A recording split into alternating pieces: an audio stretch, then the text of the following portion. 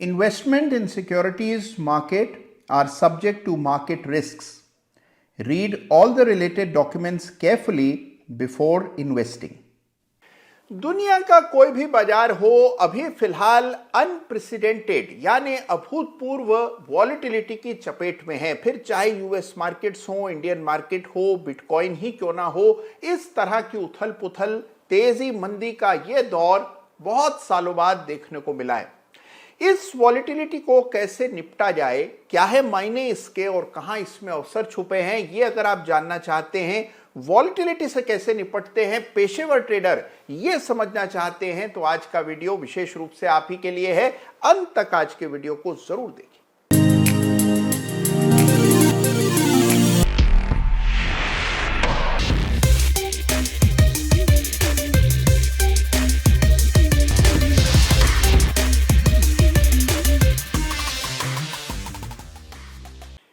नमस्कार, जय श्री राम। भाई, डोनाल्ड ट्रंप अमेरिका के राष्ट्रपति क्या बने, दुनिया भर के बाजारों में हड़कंप आ गया है। सभी जगह वॉलिटिलिटी देखने को मिल रही है। इक्विटी हो, कमोडिटी हो या फिर क्रिप्टो करेंसी हो, कोई बाजार ऐसा नहीं है जिसमें हमने पिछले कुछ दिनों में उतार चढ़ाव का ऐतिहासिक दौर न देखा हो। अब इस बढ़ी हुई वॉलिटिलिटी के चपेट में जब सारे बाजार आ रहे हैं, तो सबसे ज्यादा टेंशन निवेशकों को और ट्रेडर्स को हो रही है।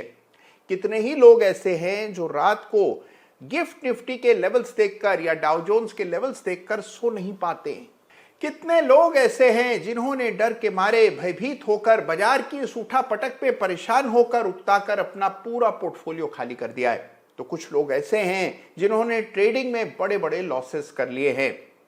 ऑप्शन के प्रीमियम्स भी तेजी से बढ़ रहे हैं। तो ऐसे में क्या किया जाए, किस तरह से इस वॉलिटिलिटी से निपटा जाए, असल में इस वॉलिटिलिटी के मायने क्या है और ये कब तक ये स्थिति बनी रहेगी, अगर आप ये जानना चाहते हैं तो आज के वीडियो को बहुत ध्यान से अंत तक देखिएगा। हम चिड़फाड़ करेंगे वॉलिटिलिटी की और वॉलिटिलिटी से निपटना कैसे है, ये आज के वीडियो में आपको समझ आएगा। तो आइए समझते हैं कि वॉलिटिलिटी असल में क्या होती है। देखिए, वॉलिटिलिटी को कुल मिलाकर चार्टिंग की भाषा में समझा जाए तो वॉलिटिलिटी है कि जब ट्रेडिंग रेंज बढ़ जाती है तो उसे वॉलिटिलिटी कहते हैं। यानी उतार चढ़ाव ज्यादा हो जाता है, दिन में उछल कूद ज्यादा हो जाती है। और बहुत ही साफ शब्दों में, आसान भाषा में कहा जाए तो अगर कैंडल्स के साइजेस बढ़ जाते हैं तो उसे वॉलिटिलिटी कहते हैं। कोई भी चार्ट अगर आप देख रहे हैं और उसमें आप देखना चाहते हैं कि वॉलिटिलिटी का दौर कब था, कैंडल के साइजेस देखिए।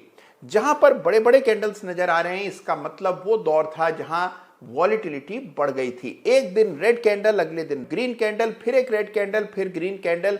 इस तरह जब ट्रेड आपके विपरीत जाता है, बड़े पैमाने पर जाता है, जैसे ही स्थिति आती है, इसको हाई वॉलिटिलिटी कहा जाता है।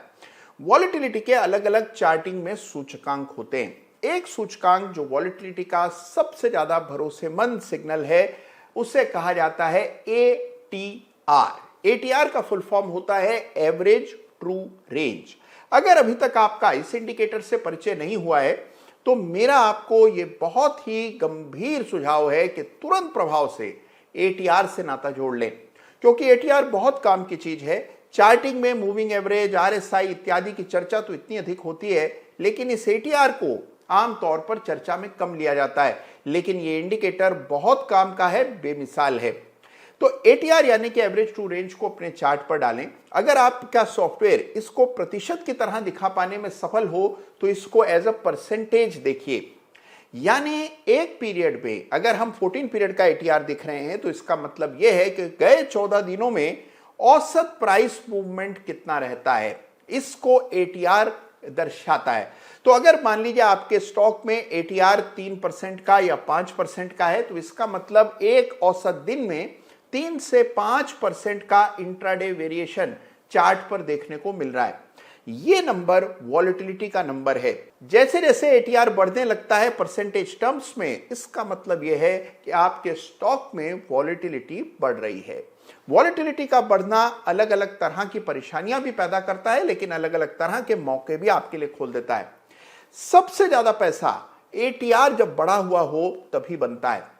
जब कभी आप ATR जब बढ़े हुए हों, एलिवेटेड हों, जब वॉलिटिलिटी ज्यादा हो, उस समय अगर आप ट्रेड करते हैं तो मूव्स बड़े बड़े आते हैं। शेयर खरीदा, सीधे 5-7% बढ़ गया। इस प्रकार की स्थिति तभी आपको देखने को मिलेगी जब एटीआर बड़ा होगा।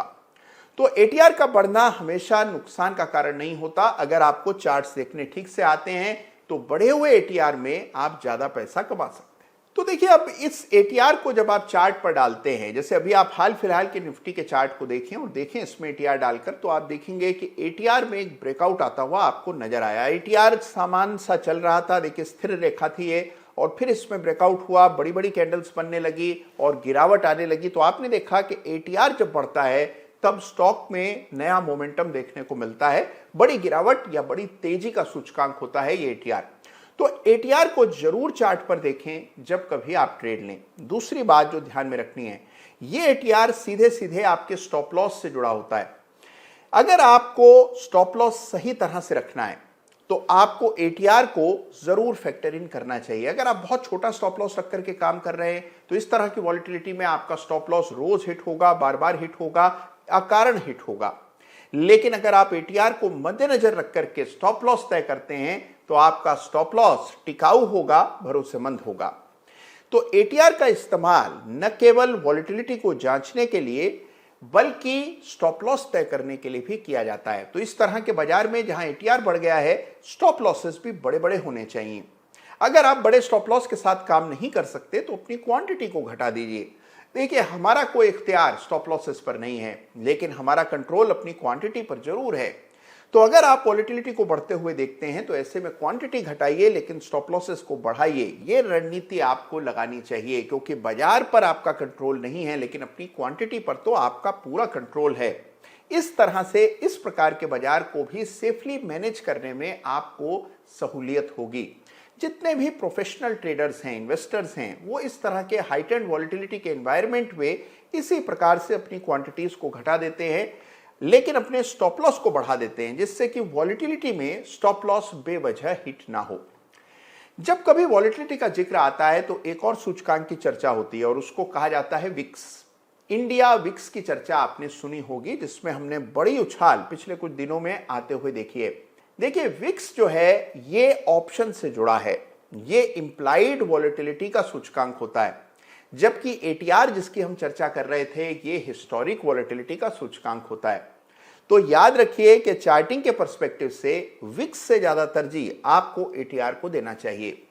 देखिए, यही कुछ बारीकियां हैं, छोटे छोटे नुक्ते हैं ट्रेडिंग के, जो अगर पता ना हो तो चार्टिंग आपकी अधूरी रह जाती है।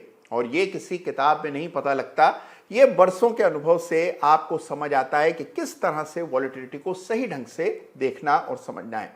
एक बात और यहां कहूंगा कि कई बार निवेशक वॉलिटिलिटी को देखकर विचलित हो जाते हैं, परेशान हो जाते हैं।